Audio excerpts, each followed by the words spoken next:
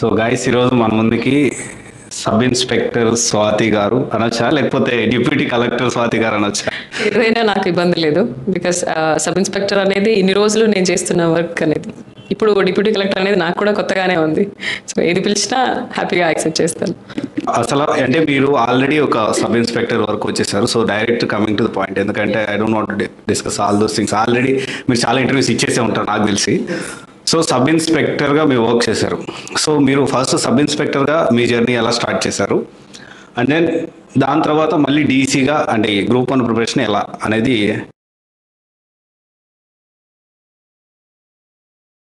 నాది PG complete అయిన తర్వాత నేను సబ్ ఇన్స్పెక్టర్కి నాట్ ఓన్లీ సబ్ ఇన్స్పెక్టర్ అని కాంపిటేటివ్ వైపు వచ్చానండి. సో అప్పుడు ఏం కోచింగ్ అయితే తీసుకోలేదు, బట్ నా పర్సనల్గా విత్ ఫ్రెండ్స్ గైడెన్స్తో నేను ప్రిపరేషన్ అనేది స్టార్ట్ చేశాను.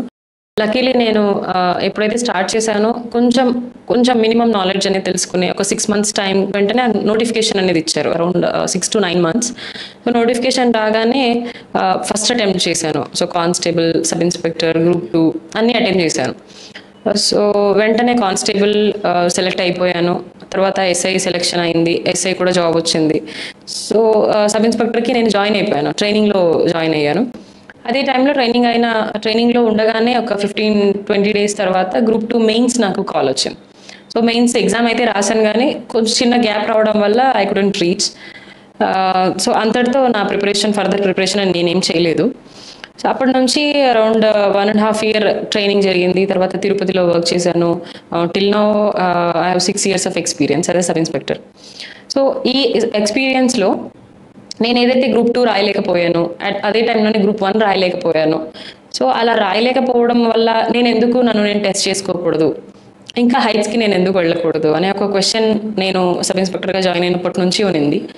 అందులోనూ ట్రైనింగ్లో ఉండగానే మా బ్యాచ్మేట్, తను నా చెస్ నెంబర్ 8 అక్కడ. సో చెస్ నెంబర్ 2 అని రమ్య ఒక అమ్మాయి ఉంది, she's my friend. So Ramya ట్రైనింగ్లో ఉండగానే తను గ్రూప్ 1 మెయిన్స్ రాసింది, అక్కడ నుంచే ఇంటర్వ్యూకి అటెండ్ అయింది. మా ట్రైనింగ్ కంప్లీట్ అయ్యేటప్పటికి తను గ్రూప్ 1 అసిస్టెంట్ లేబర్ కమిషనర్గా తనకు జాబ్ వచ్చి తను వెళ్ళిపోయింది. సో తనని నేను చూస్తూ సమ్ టైమ్స్ కొంచెం జెలస్ అనిపించేది. తను ఇంకా మంచి పొజిషన్కి వెళ్ళింది, నేను ఇక్కడే ఉన్నాను, నేను కూడా మంచిగా చదువుతాను కదా, నేను ఎందుకు వెళ్ళకూడదు అని చాలాసార్లు అనిపించేది. ఎన్నోసార్లు చదువుకుందాము అని స్టెప్ తీసుకున్నప్పటికీ నాకు కొంచెం నేను వచ్చిన బ్యాక్గ్రౌండ్కి ఫినాన్షియల్ సపోర్ట్ అనేది చాలా అవసరం. సో ఫ్యామిలీకి నా నీడ్ ఉండి, సో ఆ టైంలో నేను స్టెప్ తీసుకోలేకపోయాను. But once I get marriage, మా హస్బెండ్ నాకు మోరల్గా చాలా సపోర్ట్ చేశారు. సో ఏం పర్లేదు, ఒక 1 year మ్యారేజ్ అయిన 4 monthsకి నేను ప్రిపరేషన్ అనేది స్టార్ట్ చేశాను విత్ హిస్ సపోర్ట్. సో తను ఏం పర్లేదు, ఎప్పుడైనా మనం ప్లాన్ చేసుకోవచ్చు, ఫ్యామిలీ ఇలాంటివన్నీ. సో ప్రిపరేషన్ అనేది ఇంపార్టెంట్. ఆ గోల్, అలాంటి థాట్ నీకు ఉండడం ఫస్ట్ హ్యాపీ. సో నీ మీద నీకు కాన్ఫిడెంట్ ఉంటే డెఫినెట్లీ ఐ ట్రస్ట్ యూ అన్నట్టు నన్ను సపోర్ట్ చేశారు. సో నా ప్రిపరేషన్, ఆ నమ్మకం పెట్టుకుని నేను ఇక్కడికి వచ్చాను. దట్ ఒక పోలీస్ ప్రొఫెషన్లో జాబ్ చేస్తూ నేను చాలా మంది రెవెన్యూ ఆఫీషియల్స్ని చూశాను, అంటే డిప్యూటీ కలెక్టర్స్ని చూశాను, కలెక్టర్స్ని చూశాను. వాళ్ళ రెస్పెక్ట్, వాళ్ళ సర్వీస్ చాలా డిఫరెంట్ ఉంటుంది, far better from sub inspector scope అన్నమాట. సో ఆ ఛాన్స్ నేను ఈ 1 yearని పర్సనల్ లైఫ్ని సాక్రిఫైస్ చేసి వచ్చాను కదా, సో టైం వేస్ట్ చేయకూడదు అని ఒక కమిట్మెంట్తో చదివానండి నేనైతే. దట్టు నేను చాలా హార్డ్ వర్క్, లైక్ ఎలా అంటే మార్నింగ్ 6 to ఈవినింగ్ midnight 12-1-2 వరకు కూడా నేను స్టేబుల్గా కూర్చోగలుగుతాను. I'm very flexible. సో ఏంటంటే దానివల్ల నాకు అంటే లేజీగా ఫీల్ అవ్వడం కానీ, ఈరోజు ఎందుకు చదవడం, రేపు చదువుదాం, ఇలా పోస్ట్ పోన్మెంట్ అన్నది నా ప్రిపరేషన్లో నేను ఎప్పుడు పెట్టుకోలేదు.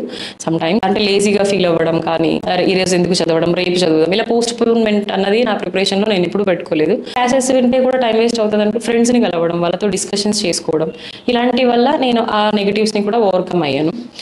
కన్సిస్టెన్సీ, ప్రిపరేషన్, ఒక స్కెడ్యూల్ ప్రకారం ఉండడం వల్ల నా 1.5 years స్పాన్ అండి.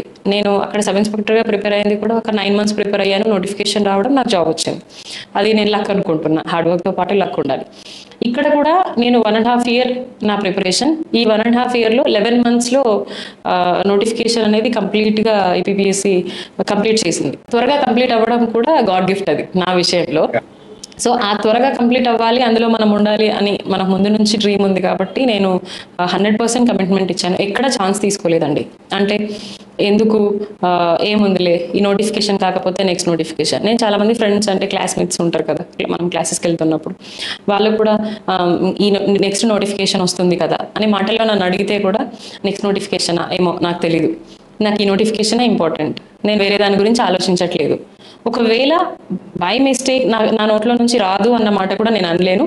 ఇన్ కేస్ నాకు రాకపోతే నేను ఇంకా నెక్స్ట్ ఇంకంతే, ఇదే నాకు నోటిఫికేషన్, ఇదే లాస్ట్ ఛాన్స్. ఎందుకంటే మా హస్బెండ్ని దూరంగా ఉండి చదువుకోవడము అనేది ఇది కరెక్ట్ కాదని నా ఫీలింగ్. ఎందుకంటే మా రిలేషన్ కూడా ఇంపార్టెంట్ కదా, యాజ్ అ మ్యారీడ్ విమెన్గా నా రెస్పాన్సిబిలిటీ అది.